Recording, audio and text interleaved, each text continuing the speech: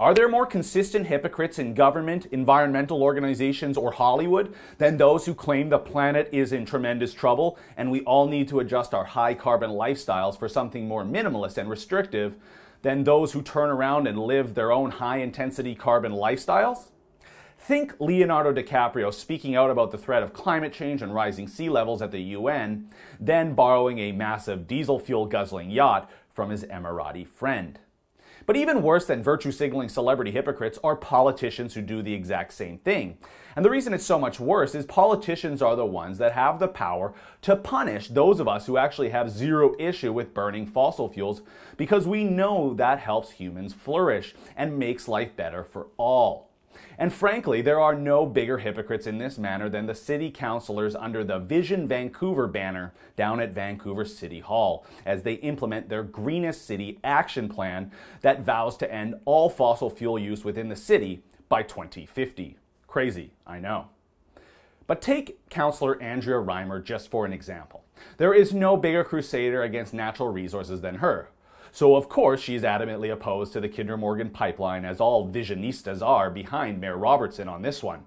They're down to spend hundreds of thousands of dollars of taxpayer money to campaign against this project of vital national interest. But she's also piped up on topics that really have little to do with Vancouver. She's against LNG and the wood fiber LNG project set for Howe Sound. And she's also against the Site C Dam, as I've heard her cite Indigenous opposition to it as her reasoning.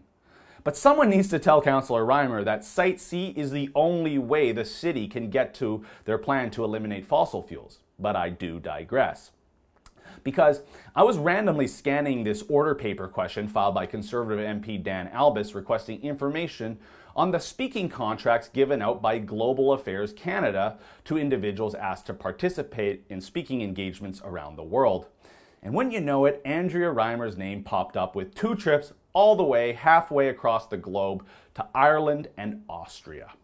Now, I'm not really that concerned that she banked close to $8,000 of taxpayer money to head over the Atlantic twice in 1 year to speak about Vancouver's draconian plan to eliminate fossil fuel use. It's the fact that Councillor Reimer decries using fossil fuels and the threat to Vancouver's supposed future with supposed sea level rises, and then yet she's happy to fly over to Europe twice to collect taxpayer-funded speaking checks. Don't these people ever try the fantastic teleconference technology that's out there right now? Surely she would be a woman of good moral conscience and would have personally made sure she bought some carbon offsets to ensure that these trips were not quite as damaging to our planet, right? Well, I emailed Councillor Reimer to ask her those 2 simple questions about teleconferencing and carbon offsets. But alas, as is often the case when you present such hypocrisy to these left-wing politicians, she decided to ignore me. So I'm only left here to speculate.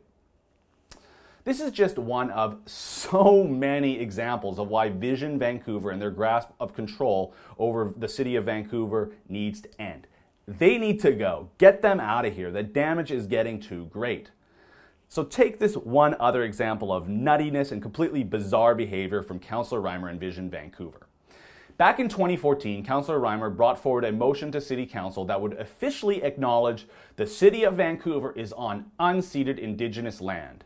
It read, quote, "The modern City of Vancouver was founded on the traditional territories of the Musqueam, Squamish, and Tsleil-Waututh First Nations, and that these territories were never ceded through treaty, war, or surrender," unquote. And guess what? Ever since then, every single council meeting or city press conference begins with an acknowledgement that we are on the unceded land of those 3 First Nations. Bizarre, I know. Well, for the Rebel.media in the beautiful city of Vancouver, British Columbia, Canada, a place we all call home, First Nations or otherwise, I'm Christopher Wilson. As I said, those visionistas down at City Hall need to go. 2018 is our chance to do it, but keep it locked to Rebel Canada for all your updates on their bizarre behavior from now until then.